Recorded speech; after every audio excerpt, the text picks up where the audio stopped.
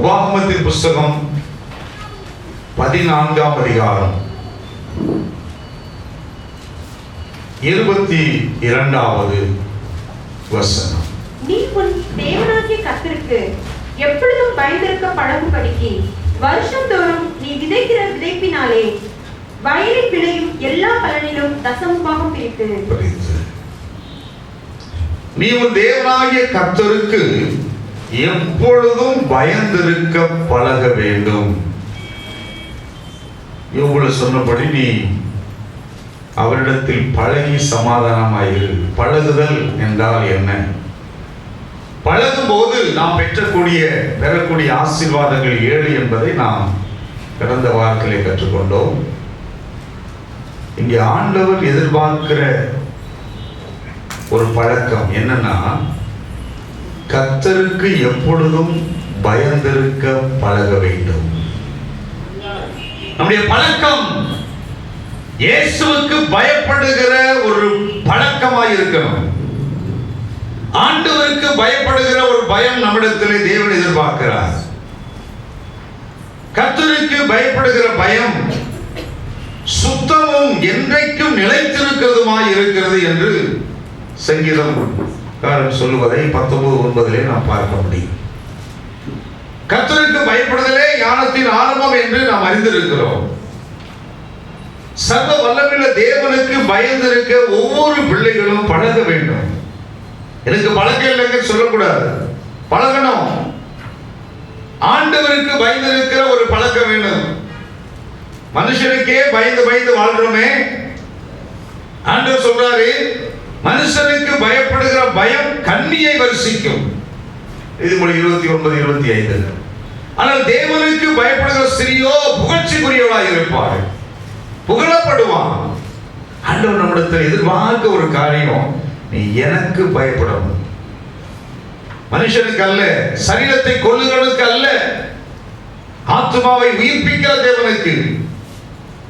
ஆண்டவருக்கு பயப்படுகிற பயத்தை கர்த்தர் தம்முடைய பிள்ளைகளிடத்தில் எதிர்பார்க்கிறார். பயந்திருக்க பழகும்படிக்கு சொல்லிட்டு ஒரு காரியத்தை வைக்கிறார். நீ ஆண்டவருக்கு பயப்படுகிறவன், நான் கர்த்தருக்கு பயந்து ஜீவிக்கிறவன் என்று சொன்னால், கர்த்தருக்கு பயந்து ஜீவிக்கிற ஒரு மனுஷன் செய்யக்கூடிய கிரியைகள் என்ன என்பதை முதல்ல கொடுத்திருக்கிறார்.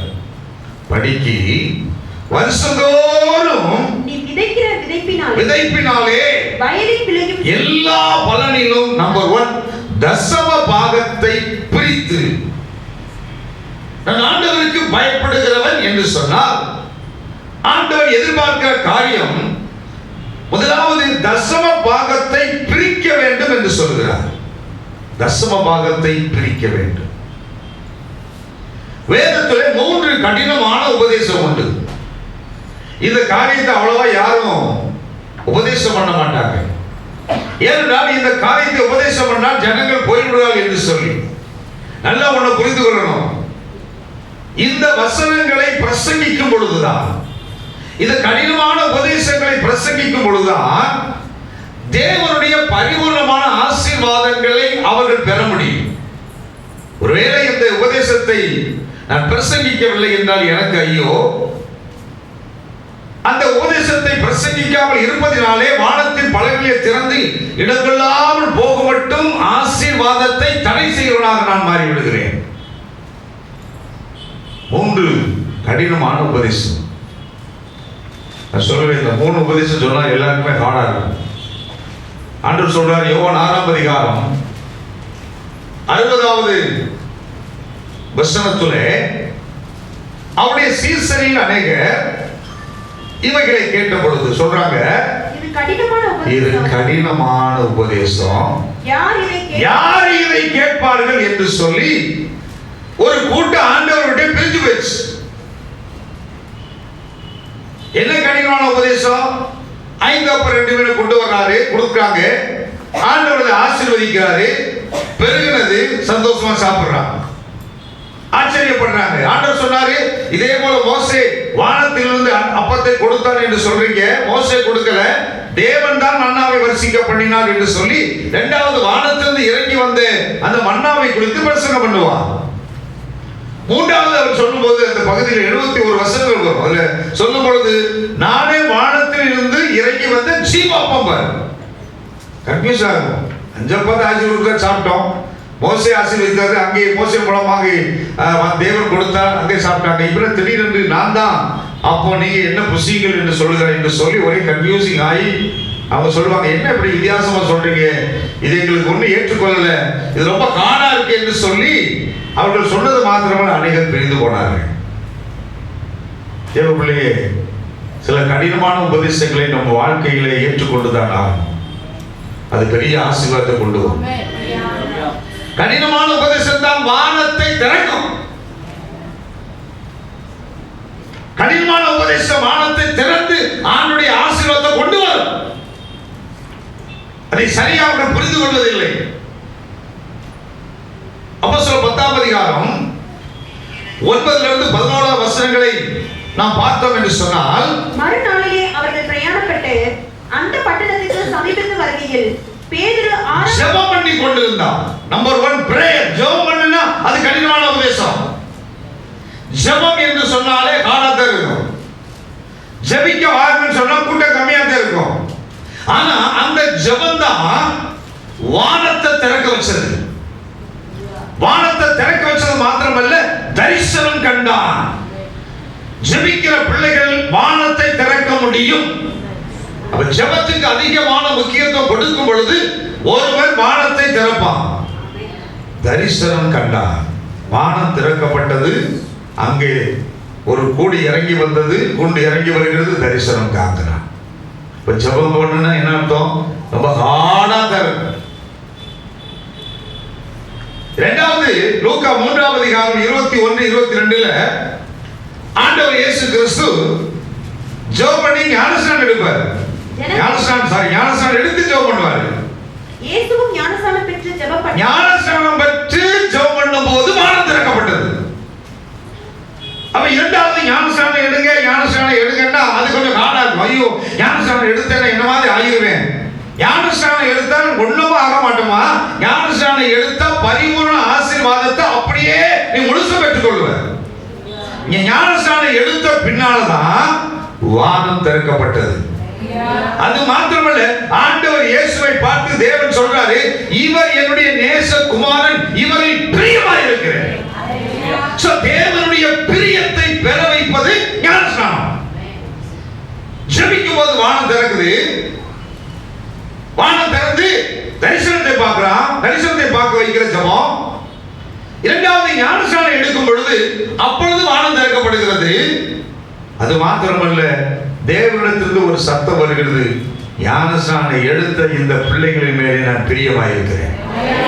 அப்ப ஆண்டவருடைய பிரியத்தை பெற வேணும்னா ஞானஸ்நானம் எடுக்கணும். இது கொஞ்சம் கடினமா தெரியும். ஞானஸ்நானம் ஐயோ அப்படின்னா வேணாம் அப்படின்னு.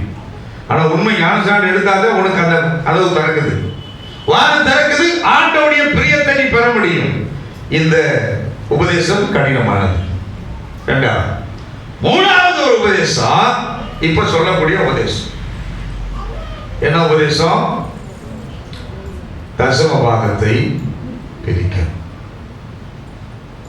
தசம பாகம் கொடுக்கும் போது வானம் திறக்கப்படும். மூணுமே வானம் திறக்கப்படும். 3 காரியங்கள் ஒரு மனிதன் செய்யும் போது வானம் நிச்சயமா திறக்கும். அது எந்த மாற்றமும் இல்லை. ஜெபிக்கும் போது வானம் திறக்கப்படணும். பேப்டிஸ்ட் எடுக்கும் போது பிரேயர், பேப்டிசம், டைத் மூணுமே வானத்தை திறக்க வைக்கக்கூடிய வல்லமை உடையது. மூன்றாவது காரியத்தை நான் உங்களுக்கு கற்றுக் கொடுக்கிறேன். ஆண்டவர் எனக்கு நீ பயந்து இருக்கிறேன்னா, நான் ஆண்டவரே உனக்கு பயப்படுகிறேன் என்று சொல்லுகிறவன் பழகணும். எதில் பழகணும்? தசம பாகத்தை முதலாவது என்ன செய்யணும்? பிரிக்கணும். ஆண்டவர் இயேசுவை ஏற்றுக்கொண்டு ரட்சிக்கப்பட்ட உடனே கர்த்தர் ரட்சிக்கப்படுகிற அனைவரும் சபையில சேர்க்கிறார். சபையில சேர்த்த உடனே கண்ணு திறக்கப்படும். என்ன கண்ணு திறக்கப்படும்னா, ஒருவேளை வேலைக்கு போய் கொண்டிருக்கலாம், ஒருவேளை படித்துக் கொண்டிருக்கலாம், ஒருவேளை தொழில் பண்ணி கொண்டிருக்கலாம், ஒருவேளை கடை வச்சிருக்கலாம், ஏதாவது ஒன்று செய்து கொண்டிருக்கலாம். இப்படி செய்து கொண்டு இருக்கிற பிள்ளைகள் ஒவ்வொருவர் வீட்டில் சொல்லும்போது எல்லாமே பயங்கர டேலண்ட்டுங்க, என்னுடைய திறமைங்க என்று சொல்லி அநேகர் சொல்லுவாங்க. ஆனா கண்ணு திறக்கப்படும், கண்கள் திறக்கப்படும் பொழுது உபாகமம் 8ஆம் அதிகாரத்தில் 8, 17, 18 சொல்லப்பட்ட வார்த்தை அப்பொழுது அவங்களுக்கு விளங்க ஆரம்பிக்கும். என் சாமர்த்தியம். கவனிங்க, அடிக்கடி சொல்ல பார்த்தீங்கன்னா எங்க வீட்டுக்கார் ரொம்ப டேலண்டானவர், என் மனைவி ரொம்ப டேலண்டானவங்க, என் பிள்ளைங்க ரொம்ப டேலண்டானவங்க, அவங்க எதை கொடுத்தாலும் பயங்கரமா செஞ்சிருவார், அவருக்கு திறமை இருக்குது என்று ரட்சிக்கப்படாததுக்கு முன்னாடி சொல்லிக் கொண்டிருந்தேன். உண்மை அதல்ல. என் சாமர்த்தியமும் என் கைப்பலனும் இந்த ஐஸ்வர்யத்தை எனக்கு சம்பாதித்தது என்று நீ உன் இதயத்தில் சொல்லிக் கொள்ளாம எச்சரிக்கை. எச்சரிப்பாயிரு. உன் டேலண்ட் ஒண்ணும் கிடையாது. இன்னைக்கு அநேகர் ரட்சிக்கப்படாத இருக்க சொல்லுவாங்க, ஆனா உண்மை அது இல்லை. இந்த வசனத்தை அவங்க அறியாம இருந்ததுனால அப்படி சொல்றாங்க. ஒருவன் வசனத்தை அறிந்து விட்டால் அந்த வசனத்துடைய வார்த்தை சொல்லுகிறது, தேவ பிள்ளையே, நீ படிச்ச படிப்பினால உனக்கு பலன் இல்லை, நீ படிச்ச படிக்கிறதுனால உனக்கு ஞானம் இல்லை. தேவன் உனக்கு ஒவ்வொருத்தருக்கும் ஞானத்தை கொடுத்திருக்கிறார். நீ ரட்சிக்கப்படாதற்கு முன்பே உனக்குள் இருந்த ஞானம் கர்த்தர் கொடுத்தது. உனக்குள் இருக்கக்கூடிய பலன் கர்த்தர் கொடுத்தது. தேவனை யார் என்று அறியாமல் இருந்த பொழுதும் கூட தேவன் உன்னை அறிந்தவராய் இந்த பூமியிலே உலகம் உண்டாவதற்கு முன்பே நாம் சிருஷ்டிக்கப்பட்டிருக்கிறோம். ஒவ்வொருவருக்கும் தேவன் அந்த ஞானத்தை கொடுத்திருக்கிறார். எச்சரிக்கையாக இருந்து 18ஆம் வசனம் வாசிங்க, போடுங்க. உன் தேவனாகிய கர்த்தர் நினை. இன்னைக்கு வந்திருக்கிற ஒவ்வொருத்தரும் ஆண்டவர் இயேசுவை நினைங்க, ஆண்டவர் இயேசுவை நினைங்க. அவரே பிதாக்களுக்கு ஆணையிட்டு கொடுத்த தம்முடைய உடன்படிக்கையை உறுதிப்படுத்தும்படிக்கு இந்த நாளில் உனக்கு உண்டாயிருக்கிறது போல ஐஸ்வர்யத்தை சம்பாதிப்பதற்கு ஏதுவான பலனை உனக்கு கொடுக்கிறவர். கைகளை தட்டி கர்த்தரை மகிமைப்படுத்துவோமா? தேவ பிள்ளையே, உனக்கு ஐஸ்வர்யத்தை சம்பாதிப்பதற்கு தேவையான பலனை கர்த்தர் தான் கொடுக்கிறார், இயேசு தான் கொடுக்கிறார். மகத்துவம் உள்ளவர் கொடுக்கிறார், ஞானம் உள்ளவர் கொடுக்கிறார், உன்னதமானவர் கொடுக்கிறார். அவர் தான் கொடுக்க முடியும். பிசாசு லூசாக்குறவன் ஒரு செகண்ட்ல மைண்ட கெடுத்து விட்டுருவான்.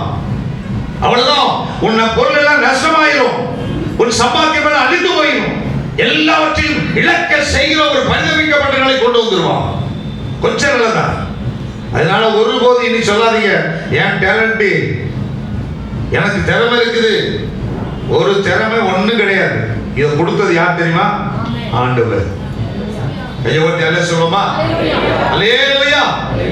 அப்ப சம்பாதிக்கிறதை கேவலம் பெறனை. ஓ, அப்ப இத்தனை நாள் நான் தான் என் திறமை நினைச்சிருந்த இல்ல. இன்னைக்கு நான் உணர்ந்து கொண்டேன், எனக்கு இந்த சம்பாத்தியத்திற்கு மாச சம்பளத்தை, மாத சம்பளத்தை, தினமு சம்பளத்தை ஆண்டவர் சம்பாதிப்பதற்கு ஏதுவான ஞானத்தை கொடுத்தார் என்று விசுவாசிக்கிறேன். சொல்லுங்க, கைகளை தட்டி கர்த்தரை மகிமைப்படுத்துவோம். நல்லா கைகளை தட்டி. இப்ப சொல்றாங்க, வெரி குட். கை தட்டதோட போதாது, நீ ஆண்டவருக்கு என்ன செய்யணும்? பழக. என்ன பழக சொன்னாரு? சொல்லுங்க, காலத்தை வந்து நான் சொன்ன வார்த்தை என்ன சொல்ல பழக சொன்னாரு?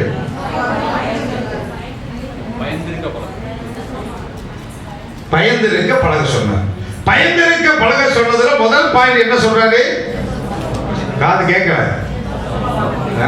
தசம பாகத்தை பிரித்து. நம்பர் 1 சொல்லுங்க. நான் சொல்லுவேன், தசம பாகத்தை பிரித்து சொல்லும் பொழுது உங்களுக்கு தசம பாகம் வர்றதுக்கு ஏதுவான பணத்தை கொடுக்க போறேன். பிரிக்க மாட்டேன்னா கொடுக்க மாட்டேன், பிரிக்க மாட்டேன், அப்ப கொடுக்கவே மாட்டேன். போ, அசலும் கிடையாது, இதுவும் கிடையாது. அந்த கர்த்தர் சொல்ற அந்த தசம பாகத்தை பிரிப்பேன். நான் இன்னையிலிருந்து கர்த்தருக்கு பயப்படுவேன், பயப்படுகிறதை என் கிரியிலே காண்பிப்பேன். எப்படி? என் தசம பாகத்தை பிரிப்பேன். என்ன தர்மம் அதை பிரிக்க சொல்ல எனக்கு ஒண்ணு விளங்கல. என்னாவது புஸ்தகம் விளங்கும்படியா 18ஆம் அதிகாரம் 26வது வசனம். நீ தேவியரோடு சொல்ல வேண்டியது என்னவென்றால், நீ சொல்ல வேண்டியது என்னவென்றால், இஸ்ரவேல் புத்திரர் கையில் வாங்கிக் கொள்ளும்படி நான் உங்களுக்கு சுதந்திரமாக கொடுத்த தசம தசமபாகத்தை நான் உனக்கு சுதந்திரமாக தசமபாகத்தை நீங்கள் அவர்கள் கையில் வாங்கும் பொழுது தசமபாகத்தில் இப்ப எல்லாரும் வாசிங்க. தசமபாகத்தில் 10 ஒரு பங்கை கர்த்தருக்கு ஏறெடுத்து படைப்பாக செலுத்த வேண்டும். தசமபாகம் என்பது என்ன சொல்லுங்க. இத சில பேர் இப்ப பேசிக்கிட்டே இருக்கும்போது பிசாசு கேட்க விடாம சிந்தையை கெடுப்பான். ஏன்னா நீங்க ஆசீர்வாதம் கூடாதுங்கிறதுக்காக கெடுப்பான். கவனமா இருக்கு. 10ல் 1 சொல்லுங்க. 10ல் 1 தசமபாகம் என்றால் என்ன அப்படின்னா உடனே சொல்லணும். 10ல் சொல்லுங்க. தசமபாகம் என்ன? கையை வச்சு காட்டுங்க. 2 கையை 10 1. இப்ப ஆண்டு சொல்றாரு தசமபாகம் 10ல் 1. முதல்ல நீ செய்யணும், அந்த 10ல் 1 பிரிக்கணும். ஏன் பிரிக்கணும்? நான் கர்த்தருக்கு பயந்திருக்கிறவன் என்பதை ஆண்டவர் அறிந்து கொள்ளும்படியாக நான் பிரிக்கிறேன். சத்தமா 10 ரூபாயில 1 ரூபாய் பிரிக்கணும். ஆண்டவரே நாம் டெய்லி சம்பளம் எவ்வளவுங்க? 10 ரூபாய் சம்பாதிக்கிறேன். எவ்வளவு ஆண்டவர் போடணும்? 1 ரூபாய். அது என்ன செய்யறாங்கன்னு தெரியல. திரும்ப 100 ரூபாய் சம்பாதிச்ச உடனே எவ்வளவு போடணும்? பிரிக்கணும்.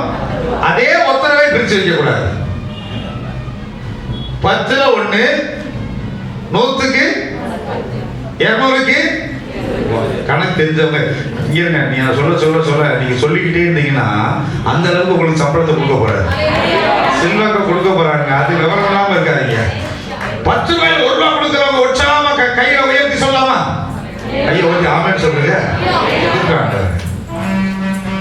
100 ரூபாய்க்கு 1000 ரூபாய்க்கு 10,000 ரூபாய்க்கு 1 லட்சம் 10 லட்சம் சத்தம் வர மாட்டேங்குது. நீ 1 லட்சமா? அப்ப அவர் சொல்லுவாரு 10 லட்சமா? ஒரு கோடி அப்படின்னு என்ன செய்வோம்? கேட்கிறவங்க நல்லா ஒன்று சொல்றேன். தீர்க்கதரிசனமா சொல்றோமா? சொல்லும் போது யார் சத்தமா சொல்றாங்களோ அவங்களுக்கு முதல் 1 கோடி கொடுத்துருவாரு ஆண்டவர். 1 கோடி கொடுக்காம 10 லட்சம் உடனே கேட்க மாட்டார் ஆண்டவர். அது விவரம் இல்லாம இருக்காதீங்க. இப்படி கொடுப்பது அப்ப 1 கோடி உனக்கு நான் எப்படி கொடுப்பது ஆண்டவர் கேள்வி வைப்பார். நல்லா தெரிஞ்சு போச்சு. இன்னைக்கு எல்லாத்தையும் கோடீஸ்வரியா மாத்த அடுத்தவங்க படத்தை பிடிக்கி உலகம் புறாம கேள்வி கேட்டு கோடீஸ்வரன் வாங்க என்று உலகம் சொல்லும். அதுல ஒரு ஆளுக்கு தான் கவனிக்கல. 100 பேர் போட்டி வச்சா அதுல ஒரு ஆளு சேர்ப்பான். ஆனா ஆண்டவர் அப்படி இல்ல. 100 பேரையும் வச்சு 100 பேரையும் கோடீஸ்வரத்தை அனுப்புவார். கோடீஸ்வரன் அனுப்ப போறாரே. நான் கர்த்தரையும் அவருடைய ஆசீர்வாதத்தை பற்றி சொல்லுவேன். அல்லேலூயா. தேவனுடைய நாமத்துக்கு மகிமை உண்டாவதாக.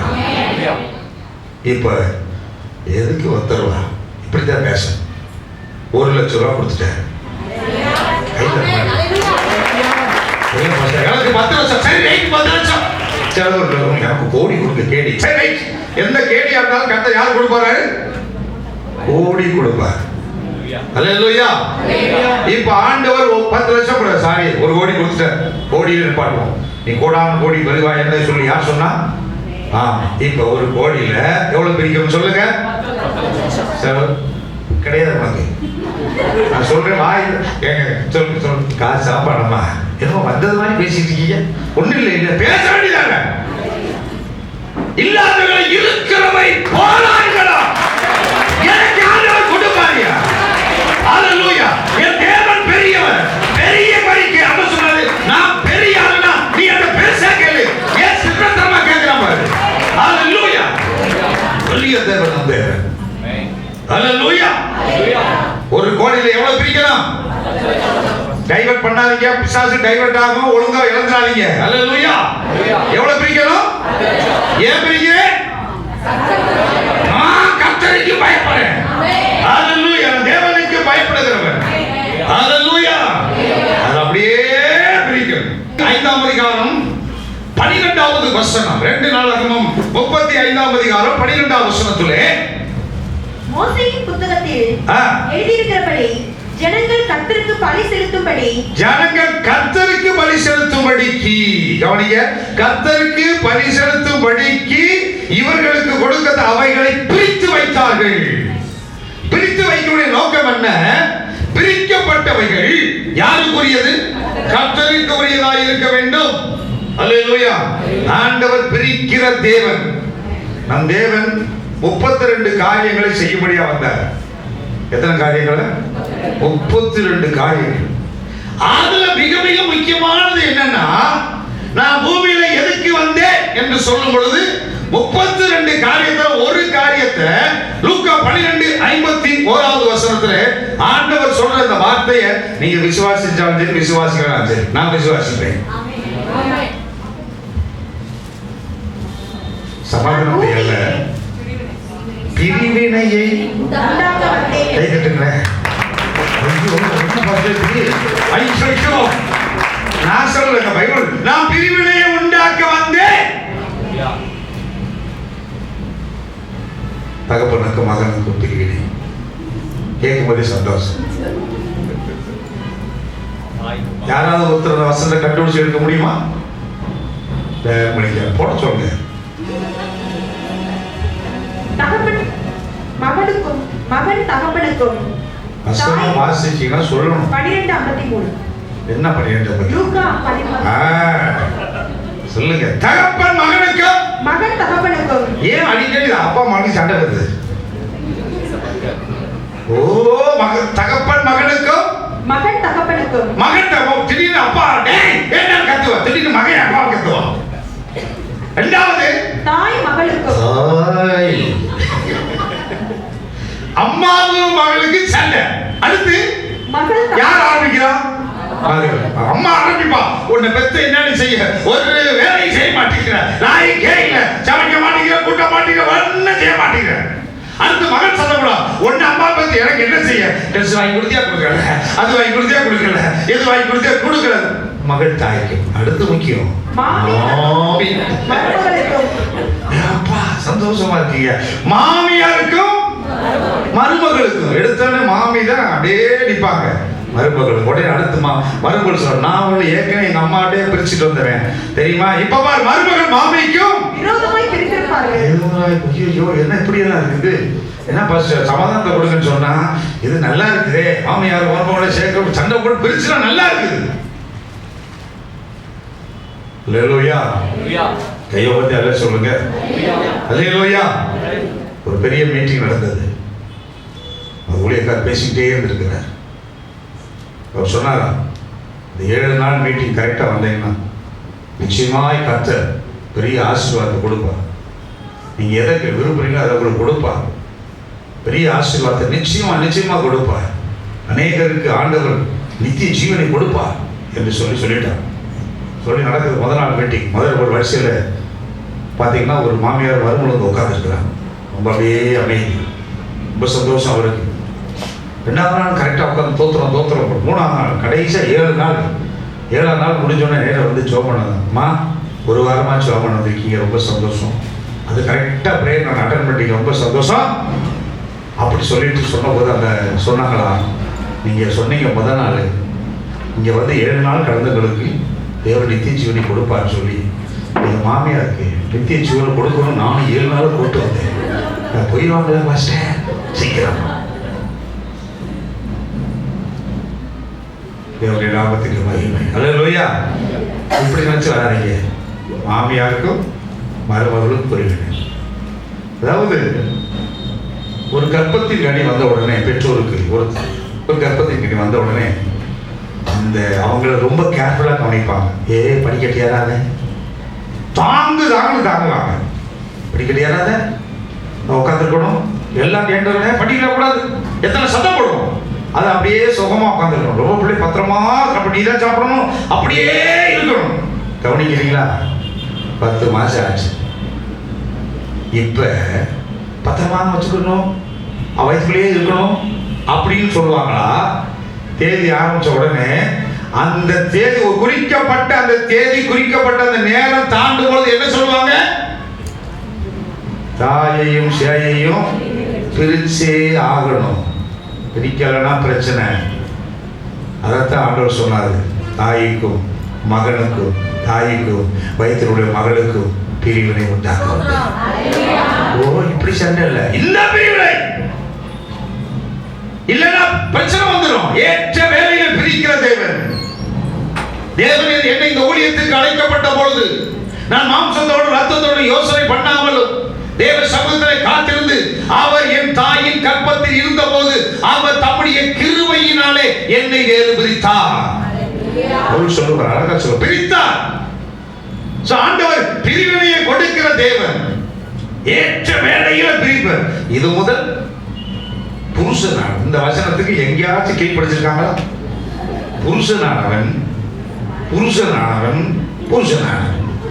தன் தகப்பனையும் தன் தாயை விட்டு பிரிந்து யாரோட இசைவார்கள்மா எங்கேயாவது பார்த்துருக்கீங்களா? இது முதல் கூட்டு வந்து தன் தாய் தகப்பனுக்கு அடிமையாக இருக்க கடவுள். ஏன்னா பாருங்க, பெண்கள் தைரியமா வெளியே போயிடுறாங்கல்ல, கல்யாணம் பண்ணி கொடுத்தாலும் போயிடுறாங்க. ஆனால் போக மாட்டேங்கிற பயம், ஐயோ என்னமோ ஏதோ அப்படின்னு சொல்லி அப்பா அம்மாவே இருக்கிற பிரிக்கிற இல்லை. ஆனா வசனம் அந்த பிரிவினை கரெக்டா வரும். ஜலம் இருந்ததுங்க, ஜலத்திலிருந்து ஜலத்தை ஆண்டவர் பிரித்தார். பிரித்த பொழுது பிரிக்கப்பட்ட ஒரு ஜலம் மேல் நோக்கி போச்சு, தேவனை நோக்கி போகுது. ஒரு ஜலம் கீழே இருக்குது. அந்த மேல் நோக்கி போன ஜலம் தான் பின்மாறி முன்மாறி மழையை வர்ஷிக்க பண்ணியது. பிரிக்கிற ஒரு அனுபவத்தை தேவன் வைத்திருக்கிறார். ஆண்டவர் சொன்னாரு, லேவியர் 20ஆம் அதிகாரம் 24வது வசனத்திலே, உங்களை மற்ற ஜனங்களை விட்டு பிரித்து உங்கள் தேவனாகிய கர்த்தர் நானே. உங்களை மற்ற ஜனங்களை விட்டு பிரித்தெடுத்த, அப்ப உலகத்தை விட்டு ஜனங்களை விட்டு நாம கர்த்தர் பிரித்து தான் வைப்பார். ஆண்டுடைய பிள்ளைகளுக்கும் உலகத்துடைய பிள்ளைகளுக்கும் வித்தியாசம் உண்டு. ஆண்டவர் பிரிக்கிற தேவன் தான் ஒரு பிரித்து வைப்பார். அதே போல நம்ம என்ன செய்யணும்? இந்த தசமபாகத்தை என்ன செய்யணும்? பிரிக்கணும். கரெக்டா பிரிச்ச பக்கம் பார்க்கவே கூடாது. பங்கு பிரிக்கிற மாதிரி ஏதோ ஒரு குரங்கு கதை மாதிரி ஆயிடக்கூடாது. பூனை கதை மாதிரி ஒரு இதை கண்டுபிடிச்சுச்சான். என்ன கண்டுபிடிச்சு? பால் கட்டியை கண்டுபிடிச்சு. 2 பூனை தானே இல்லையா? பூனை டீச்சர்ஸ்களுக்கெல்லாம் சந்தேகம் நிறைய. இதை பிரிச்சா இது கூட வருது, இதை பிரிச்சா இது கூட வருது, குடிச்சு தின்னு கடைசி என்ன செஞ்சு 2 பூனையும் ஏமாதிரி அது சொல்லி இனிமேல் இந்த பயப்பட வரவே கூடாது அப்படின்னு இல்லாம பிரிக்கும் பொழுது பிரிச்சதை சரியா நீங்க. அதனால ஆண்டு சொன்னாரு, பிரிக்கிறதுக்கு வேற யாரும் பிரிக்காத, ஓன் சம்பளத்தை நீயே பிரி. வீட்டுக்காரன் கூட பக்கத்தை சேர்த்துக்காத, வீட்டுக்காரரை சேர்த்துக்க, நான் குறைச்சிருவோம். 2 பேரும் சேர்ந்து பிரிச்சாங்க. அனனியா சாப்பிரா போச்சு வாழ்க்கை. அல்லேலூயா. பிரிக்கும் போது பிரச்சனை எங்க ரொம்ப கவனமா கரெக்டா பிரிக்கும். 10ல் 1. அல்லேலூயா.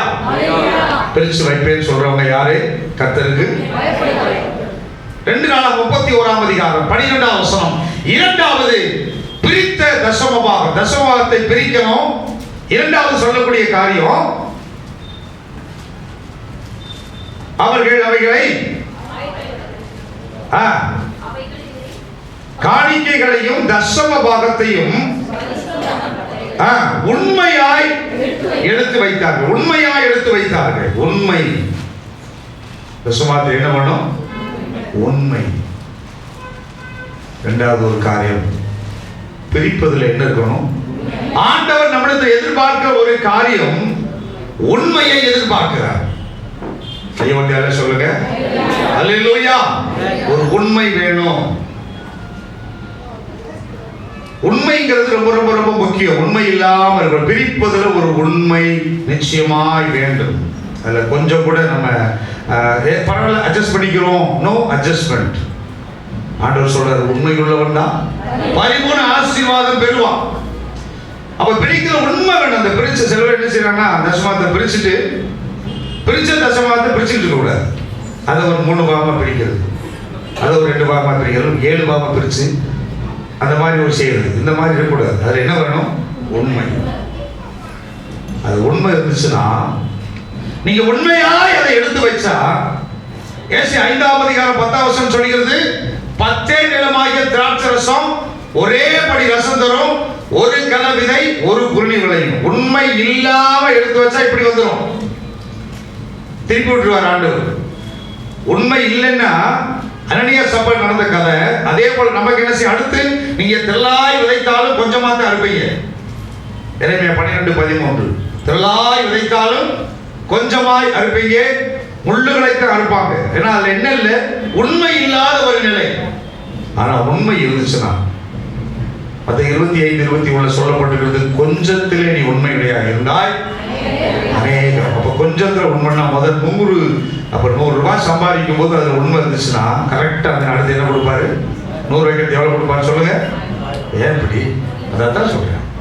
100 ரூபாய் போது 1 லட்சம் போவார், அப்படி சொல்லணும். 1000 படிப்பு பட்டு தூக்கி விட்டுருவார். கொஞ்சம் உண்மையாக ஒரே பொசிஷன். உண்மைதான். உண்மையிலே ஆண்டவர் பெரிய ஒரு உயர்வை கொடுக்கிற தேவனாய் இருக்கிறார். அல்லேலூயா. உண்மை ரொம்ப முக்கியம். நமக்குள்ள உண்மை வேண்டும். எசேக்கியேல் 18:9, என் கட்டளையின்படி நடந்து என் ஞானிகளை கை கொண்டு உண்மையாய் இருப்பானையாகில் அவனே நீதிமான், அவன் பிழைக்கவே பிழைப்பான் என்று சொல்லி கர்த்தர் சொல்கிறார். நமக்குள்ள என்ன இருக்கணும்? உண்மை. உண்மைங்கிறது பக்கத்தில் பார்க்க வேணும். நம்மள உண்மை. அவர் உண்மை உள்ளபடி தற்காத்துக் கொள்வார். பிரிப்பது என்ன இருக்கணும்? உண்மை. பணத்தை பார்க்கும்போது ஒரு மாதிரி இருக்கும். 100 ரூபாய் பிரிக்கும் போது பயம் இருக்காது, 1000 ரூபாய் பிரிக்கும் போது பயம். 1 லட்சம் வந்துருச்சுனாவே அப்படியே பிசாசு 100 பிரிக்கும் போது பேசவே மாட்டான், அது பிரச்சனையே இல்லை. ஆனால் லட்சங்கள் போகும்போது தான் அதில் உண்மை இல்லாதபடிக்கு அப்படியே மறைச்சு வைப்பான், ஒதுக்கி வைப்பான், வஞ்சித்து வைப்பான். அந்த மாதிரி ஒரு காரியங்கள் செயல்படும். அதனால தான் வானத்தின் பலகைகளை திறந்து இடங்கொள்ளாமல் போகும் மட்டும் ஆசீர்வாதத்தை தேவன் வர்ஷிக்க பண்ண முடியாத ஒரு தடையாக இருக்கிறது. மோசே பார்த்து சொன்னார், அவன் என் வீட்டில் எங்கும். நான் இப்ப கேட்கிறேன், உங்க வீட்டில் நீங்க உண்மையா இருக்கீங்களா? உங்க வீடு உன் வீடு தான். உன் சரீரத்துக்கு நான் உண்மையா இருக்கேன் சொல்லணும். இந்த சரீரத்துக்கு நான் உண்மை உள்ளவன் அப்படின்னா என்னங்க? சரீரத்திற்குரிய ஒவ்வொரு உறுப்புகளையும் சுத்தமா வச்சுக்கணும். சரீரத்திற்குரிய ஒவ்வொரு காரியங்களும். அப்படின்னா முதல் காரியம், நீங்க உண்மையாய் பல்லு விளக்குறீங்களா? உண்மையா பல்லு விளக்குறீங்களா? வளர்க்குற கையை வந்து எல்லாம் சொல்லுங்க, இல்லை ஆப்பா இல்லை. சிலர் மறந்துட்டே பஸ் இன்னைக்கு குளிச்சுட்டு மறந்துட்டே. அப்போ உண்மையா இருக்கு, எல்லாத்தையும் உண்மையா இருக்கணும். குளிக்கிறது, சரீரத்தை பாதுகாப்புக்கு உண்மை வேணும். உன் ட்ரெஸ்ஸுகளை நீயே மடிச்சு வச்சு உண்மையா கத்துக்கணும். எல்லாவற்றிலும் என்ன வேணும்? உண்மை. எல்லாத்திலும் உண்மையா இருக்கு. வீட்டில் உண்மையா இருக்கு, குடும்பத்தில் உண்மையா இருக்கு, பெற்றோர்கள் பிள்ளைகளிடத்தில் உண்மையா இருக்கு. எல்லார்கிட்டையும் ஒரு உண்மையை தேவன் எதிர்பார்க்கிறார். உண்மை உள்ளவனை ஆண்டவர் தற்காத்துக் கொள்வார். மோசே வீட்டில் எல்லா இடத்துலும் உண்மை. பைபிள் வாசா உண்மையா பைபிள் வாசி. காலையில் எடுத்து இப்படி வாசிட்டு போகாதீங்க. சொல்லலாம் உண்மை கர்த்தர் நம்மிடத்தில் எதிர்பார்க்கிறார். இனிமேல் நான் உண்மையா இருப்பேன் சொல்ற கையை வச்சு அல்ல சொல்லுங்க. எதில் உண்மை? தசம பாகத்துல உண்மை. மறைச்சு கழிச்சு வச்சிடாரு. அப்படி மறைச்சு வச்சீங்கன்னா ஆட்டோமேட்டிக்கா ஆண்டவர் அதிலிருந்து வரக்கூடிய ஆசீர்வாதத்தை அவன் இழக்க செய்வார். அல்லேலூயா. சங்கீதம் 31 சங்கீதம் 23வது வசனம், கர்த்தருடைய பரிசுத்தவான்களே நீங்கள் எல்லாரும் அவரிடத்தில் அன்பு கூறுங்கள், உண்மையானவனை கர்த்தர் தற்காத்துக் கொள்வார். ஆண்டவருடைய பாதுகாவல் உண்மையா இருக்கிற பிள்ளைகள் மேல வந்துடும். மோசே மேல பார்க்க ஆண்டவர் மோசே ரொம்ப உண்மையா இருந்தான். உண்மை காணப்பட்டு உண்மையா இருந்தா கண்டிப்பா சொல்ற உண்மைகளோடு காண்ட சொல்லுது பரிபூரணம் ஆசீர்வாதம். ஆண்டவருக்கு பயந்திருக்கிற பழகினீங்கன்னா, ஒன்று தசமாத்தை பிரிக்கிறோம், ரெண்டாவது அந்த தசமாத்தை பிரிப்பதில் என்ன வேணும்? உண்மை. யாரையும் பார்க்க, மற்ற யாரையும் பார்க்க வேண்டாம். சொல்லி எல்லாவற்றிலும் எனக்கு ஆண்டு கொடுக்குற எல்லாவற்றிலும் அந்த தசமா கொடுப்பேன். அது உண்மை இருந்துச்சுன்னா ஆண்டவர் அதை கரெக்டாக பார்த்து தூக்கிடுவார் நம்மளை. அல்லேலூயா. நான் சொல்றேன், சீக்கிரமா கோடீஸ்வரன் ஆகணும்னா இதுதான் வழி. இதுல உண்மை. போய் 4 லாட்டரி சீட்டு வாங்கிட்டு வந்துட்டு பாஸ்டர் அப்படியே வச்சு ஜோம் பண்ணுங்க, பைபிளில் வச்சிருக்கேன், நான் வச்சு பார்த்துருப்பேன். ஜோம் பண்ணி அடிக்கடி சொல்லுவேன் இல்லையா? லாட்டரி சீட்டை வாங்கிட்டு வந்து கொடுத்து ஜோம் பண்ணுங்க பாஸ்டர், எனக்கு 1 கோடி கொடுத்துச்சா நான் உங்களுக்கு எவ்வளோ கொடுப்பேன் அப்படின்னு. இப்போ நான் அதை தான் அடிக்க சொல்றேன். நீ 1 லாட்டரி சீட்டை வாங்கி அதுக்கு நான் வச்சு ஜோம் பண்ணி உனக்கு விழுந்து எனக்கு நீ கொடுக்குறது, அதே சீட்டை நான் வாங்கி நானே வச்சு ஜோம் பண்ணேன், எனக்கே கொடுத்துருக்கல. அப்போ எதுக்கு எவ்வளோ கொடுக்குறான் ஜோம் பண்ணோம்? சரி, இந்த மாதிரி வேறு வழியாக இருக்கிறவன் கல்லணும் எது வேண்டாம். வெளியா சொல்லுங்க, வேறு வழியா வேண்டாம். இந்த மாதிரி யாராவது பையில வச்சிருக்கீங்களா? அதெல்லாம் வேண்டாம், அப்படியெல்லாம் இருக்கக்கூடாது. கையை ஓட்டி அல்ல சொல்லுங்க, சத்தமா சொல்லுவோம். அல்லேலூயா, அல்லேலூயா. மல்கியா புஸ்தகம் 3ஆம் அதிகாரம் 10வது வசனம். மூன்றாவதாக, என் ஆலயத்தில் ஆகாரம் உண்டாயிருக்கும்படிக்கு சொல்லுங்க தசமாங்களை எல்லாம். மூணாவது என்ன சொல்றாரு? பெருசு பெருசு பத்திரமா வீட்டிலே வச்சுட்டே பாஸ்டர், நான் மறந்துட்டேன் பாஸ்டர். சிலர் மறந்துடுவாங்க, அப்படியே பத்திரமா வச்சு பயிர்களே வச்சுட்டேன், மறந்துட்டேன் பாஸ்டர் அப்படி. சில பேர் மறந்துட்டு வச்சுட்டு மறந்தே போயிட்டு திரும்ப ஏதோ கத்தர் கொடுத்துருக்காரு உங்களுக்கு எனக்கு அப்படி அதை எடுத்து ஒவ்வொரு குழம்பு வச்சிருக்கேன், தெரியாம போச்சு கவர்க்குள்ள. அதனாலதான் ஆண்டவர் கவரை எடுத்து வெளியே தசமமாக எழுதிட்டு உள்ள வைக்கணும். பிரைஸெல்லாம் வச்சுக்கிட்டே இருந்த பத்தாது, அதை என்ன செய்யணுமா? கொண்டு வா. எங்க கொண்டு வரணும்? இது ரொம்ப ரொம்ப முக்கியமான ஒரு காரியம். நல்ல கவனிங்க. உடனே தசமபாகம் என்று சொன்னாலே உடனே கொண்டு வாருங்கன்னா ஆலயத்துக்கு கொண்டு வர சொல்லுங்க. எங்க கொண்டு வர சொல்லிருக்கிறாரு? சர்ச். அதை விட்டுட்டு வேற இடத்துக்கு கொண்டு போக கூடாது. எங்க கொண்டு வந்து கொடுக்கணும் அப்படிங்கிற ஒரு தெளிவான சத்தியத்தை நீ முதலாவது அறிஞ்சுக்கணும். சில பேர் நினைப்பாங்க, பெரிய ஊழியக்காட்ட போய் கொடுத்தா பெரிய ஆசீர்வாதம். பெரிய ஊழியக்காட்ட கொடுத்தா ஒரு பெர்சன் கூட ஆண்டவர் ஆசீர்வதிக்க மாட்டார். ஓப்பனா சொல்றேன். தசமபாகம் காணிக்கையா கொடுத்தா ஆசீர்வதிப்பார். நீ காணிக்கை கொண்டாந்து கொடுக்கலாம். ஆனால் தசம பாகத்தை பெரிய ஊழியக்காரர் அங்கே போற இங்கே போய் கொடுக்குறேன்னா அது ஒரு பெர்சன் கூட திரும்ப உனக்கு வரவே வராது. காணிக்கை கொடுத்தா வரலாம், ஆண்டவருக்காக கொடுக்குறீங்க. ஆனால் தசம பாகம் எங்க கொடுக்கணும் தெளிவும் திட்டமும் வச்சிருக்கிறேன். அங்க போட்டா தான் வாசிக்கலாம். ஆதியாகமத்தின் புஸ்தகம் 14ஆம் அதிகாரம் எடுத்துக்கொள்வோம். 18, 19, 20. அன்றியும்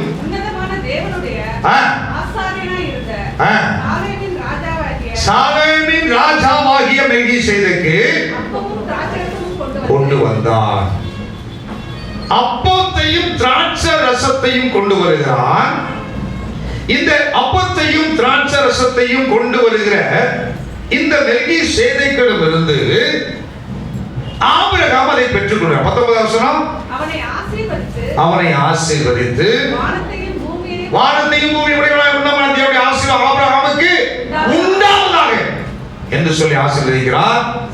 20வது வசனம், என்று சொன்னான். இவனுக்கு ஆபிரகாம் எல்லாவற்றிலும் எல்லாத்தையும் இவனுக்கு யாருக்கு?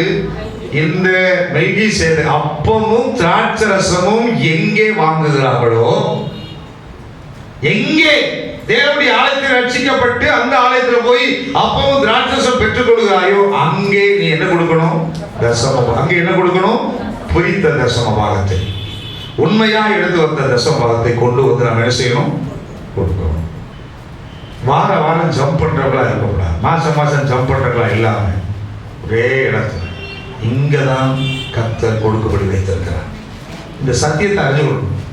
அதை விட்டுட்டு நம்மளா ஒரு செலக்ட் பண்ணிட்டு 4 பேரை ஒரு ஊழியக்காரை பார்த்துட்டு பிரிச்சு எல்லாத்தையும் தசமாக கொடுத்துட்டேன்னா அந்த தசமாகத்தினுடைய வித்து ஒருபோதும் விளையாது. ஆண்டவர் சொல்ற காரியம், நீ வானம் திறக்கப்படணும்னா இதை செய்யணும். இதை கரெக்டா அவன் செஞ்சான். அப்பத்தை வாங்குறான், திராட்சரசம் பருகுறான், சபையில் இந்த சபையில மெம்பரா இருக்கிறான், ஆட்டோமேட்டிக்கா என்ன செய்யறாரு? அதை பெற்றுக்கொண்ட உடனே அவனை ஆசீர்வதிக்கிறான். ஆசீர்வதிச்ச உடனே இப்ப ஆண்டவர், நான் வானத்தின் பலகணிகளை திறப்பேன். கையில தட்டி கத்திர மகிமைப்படுத்துவோம். நான் வானத்தின் பல கனி ஒண்ணு இல்ல, ஒரு டோர் திறக்கல. நான் வானத்தின் பல கனிகளை திறந்து, ஆண்டவருடைய பல கனிகளை திறக்க வைப்பதற்கு ஏதுவான செயல்பாடு கர்த்தருக்கு நாம் பயப்படுகிற பயத்தில் இருக்கிறது. ஆண்டவருக்கு பயப்படுகிற பயத்தில் நாம் பழகும் பொழுது நான் தசம பாகத்தை முதலாவது என்ன செய்கிறேன்? பிரிக்கிறேன். இரண்டாவது தசமாத்திரை என்ன செய்கிறேன்? உண்மையாக இருக்கிறேன். மூன்றாவது தசமாத்தை நான் அப்பம் திராட்சரசம் வாங்குகிற இடத்திலே கொண்டு வருகிறேன். கொண்டு வந்து கொடுக்கும் பொழுது கர்த்தர் என்னை ஆசீர்வதித்தார். எப்படி ஆசீர்வதிச்சாரு? ஆதியாகமம் 21:2 வசனத்துல வானத்தின் பல கனிகளை அவர் திறக்கும் பொழுது ஆபிரகாம் முதிர் வயதாய் இருக்கையில் ஒரு கற்பத்தின் கனியை முதலாவது கொடுத்து ஆசீர்வதிக்கிறார். வானத்தின் பல கனிகளில் அவன் பெற்ற முதல் கனி கற்பத்தின் கனி. செத்து போன சரீரத்தில் இருந்து கொடுக்கிற ஒரு கனி.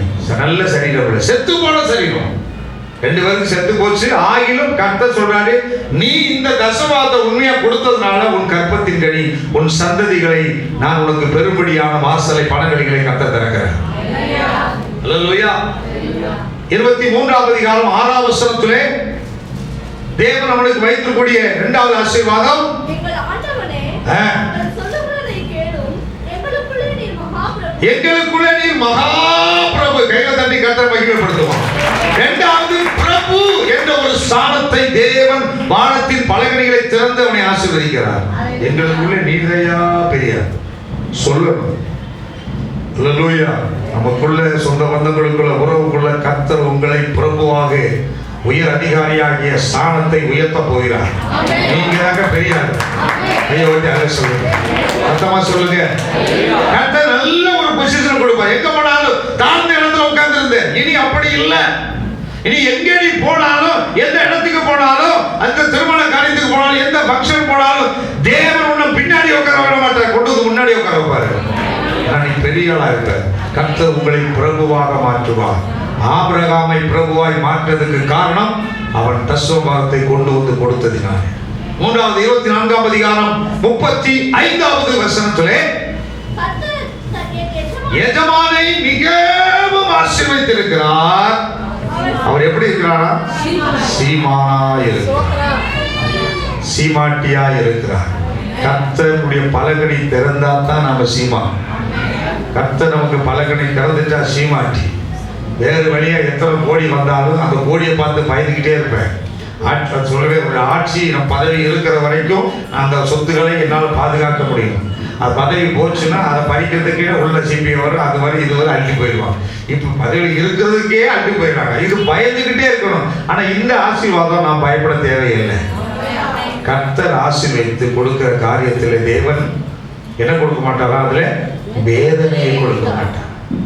வேதனை இல்லாத ஒரு கர்த்தர். அவருக்கு ஆடு வருது, மாடு வருது, அதை பார்த்துட்டீங்க. முதல் ஆடு மாடு, அதே இல்லையா? மாடு ஆடு, ஆடு மாடு, எல்லாம் ஆடு ஆடு ரைட்டு. அடுத்து என்ன வரும்? வெள்ளி வரும், அடுத்து பொண்ணு வரும்.